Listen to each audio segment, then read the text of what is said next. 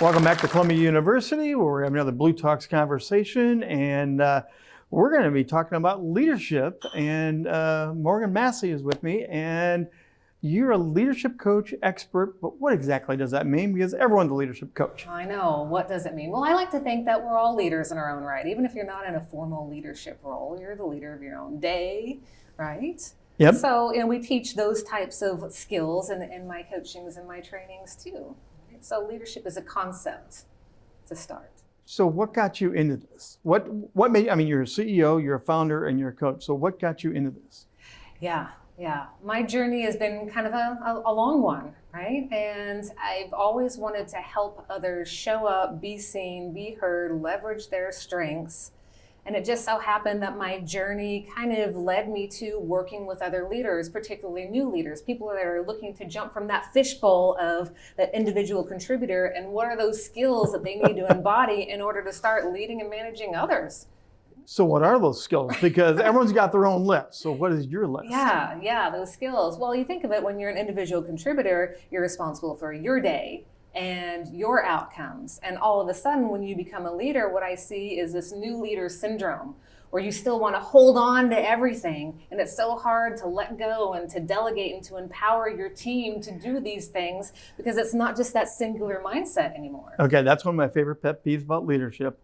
Leaders can be their own cap on their own growth because they don't know how to delegate to their teams. Exactly. How do you help leaders learn how to get out of the way? Yeah, get out of their own Yes. way. Right? Yeah, I think it's small steps, right? So you have to figure out, what exactly do you want you and your team to do? Come up with those high level goals, right? And I'm very strengths focused. And so it's not just your strengths as a leader, but what are the strengths of the people on your team? And when you have something to delegate, give it a thought. You're not just delegating and throwing something over the fence and hoping someone catches that football and runs with it, right?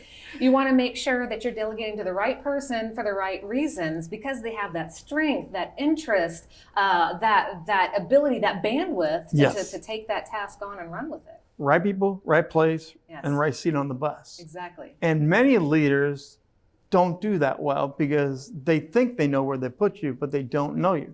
So what places like Strength Finders and other things like that have as assessment tools to help the top tier leaders figure this out? Yeah, I believe it has a huge place. And it's not just Strength Finders. There's DISC, there's Predictive Index, there's Myers-Briggs, there's social styles, all those.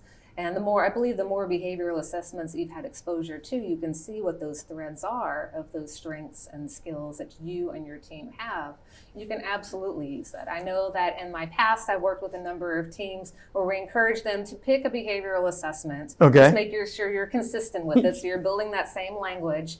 And build kind of a strengths list. Maybe even open up an Excel spreadsheet and just make sure that you have those top strengths for everyone in your team, because it's not going to be top of mind for you all the time. As a leader, you've got a million other things on your plate to do. But it's nice to take time, maybe once per quarter, and reflect on, who do I actually have on my team, and how am I not leveraging them in the most appropriate way, right? To give them the opportunities they need to develop, and also to help our team succeed as a whole as well. So years ago, I read a book. It was about necessary endings. You work with someone, and Ted works on this spot, and Ted's not succeeding. You move Ted over here, Ted still is not succeeding. There comes a point where you have to figure out, is Ted really a good part of the team, or does Ted need to have a necessary ending and move out?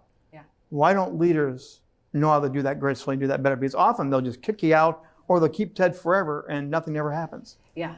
I believe we need to have those frank conversations, those TED conversations with Ted, right?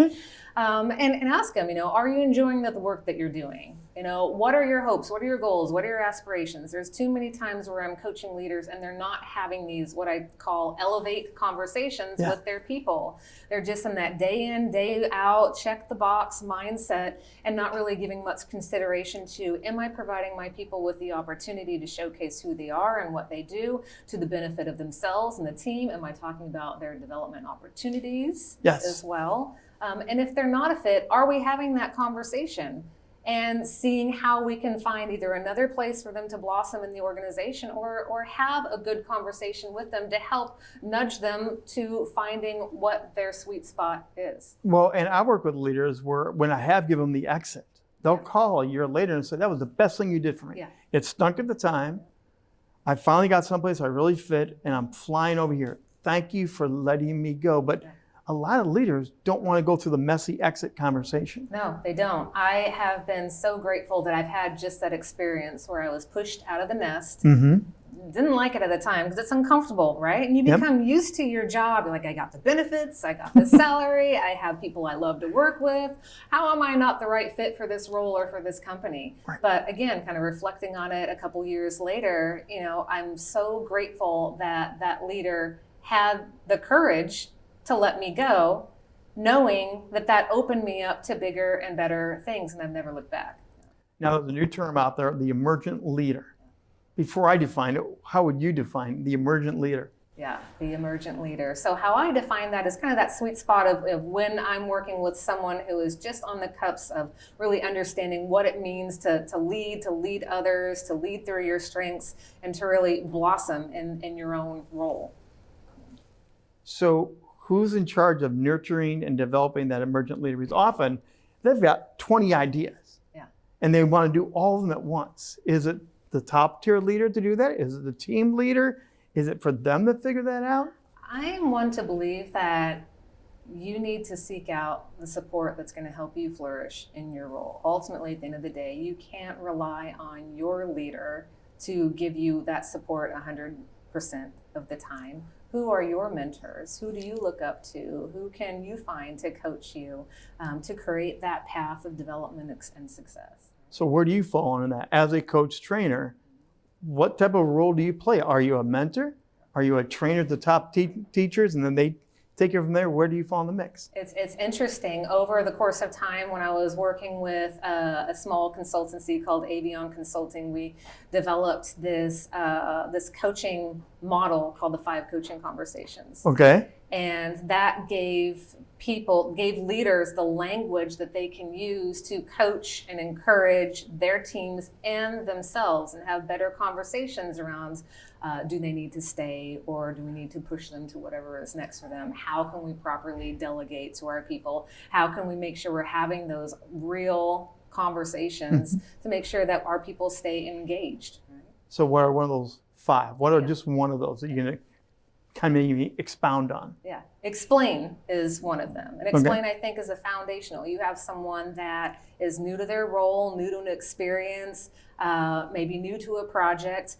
So we need to take more of a directive role in explaining what needs to be done, how it needs to be done, that hand-holding, that put your trainer hat on almost. And then provide them feedback with how they did, right? So of all the coaching approaches, that's probably the most direct. And then as we go along down the line to the other 5 coaching conversations, it becomes less direct and more of a two-way conversation.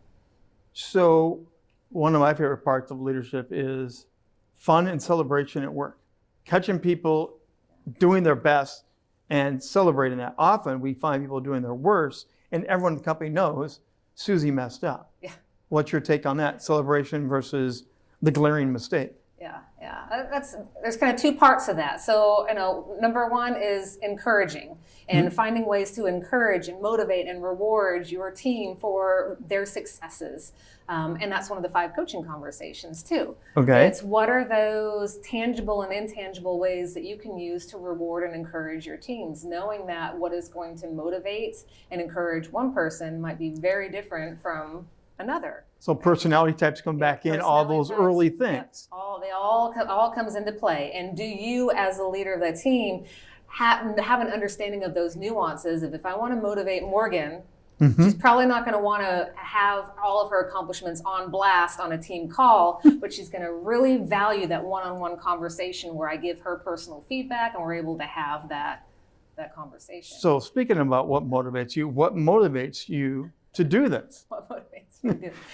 I want to be the leader, the coach, the mentor to others that I wished that I had as I progressed through my career. So what was the worst job experience, leadership experience? Because often coaches take the bad and say, I'm never going to do that again. So they go to the good. What was your bad experience? Oh my gosh, I've stumbled all over the place. I've had feedback throughout my career that I'm one of the most resilient people that they've had the opportunity to meet, that I take feedback extremely well and just kind of incorporate it and go with the flow. And I just kind of own my mistakes.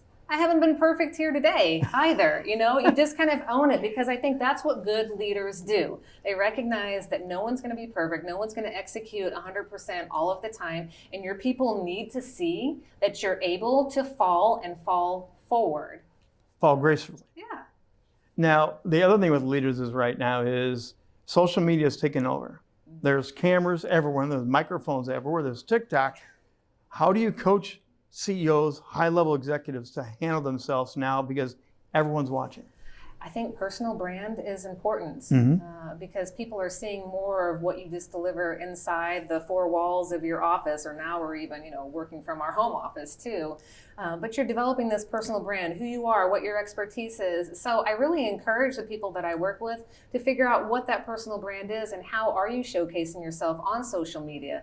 And if you're not, maybe it's time to break in there. I mean, you don't have to go crazy and do all the TikTok challenges, right? But, find some way of, posting more on Instagram, or sharing your views on leadership or engagement, or whatever your topic of passion might be, so people can better connect with you. Well, and it's part of the new game. You have to exist out there now, or they don't know your company. They don't know your mission. They don't know your values, which people rarely talk about values. They'll talk about everything else, but not the values of the company. Absolutely. That's another thing that I help individuals and leaders, is to figure out where their sweet spot is around thought leadership, and guide them through a process of identifying and defining how they might be able to create some, to publish some of their works, and maybe on Amazon or on other different platforms, so that they can have that in addition to their social media profiles and what they might be putting out there. They can have something tangible that talks about their expertise in a way that they can share with others. I'm interested in your opinion on what's the new thing around the corner that leaders are having to face. There's always, every 10 years, a new thing, a new something, but it's a common thread that goes through, get ready for it. What do you see as a visionary coach that leaders need to be aware of? That's a good question. What do leaders need to be aware of?